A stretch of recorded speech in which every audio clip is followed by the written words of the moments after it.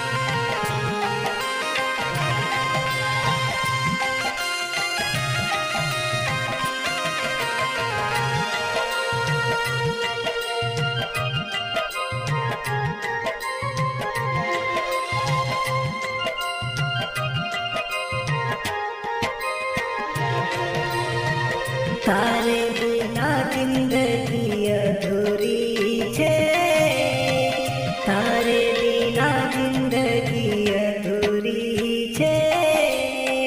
दिलनो मरनो यीशु तारे मझे, दिलनो मरनो यीशु तारे मझे।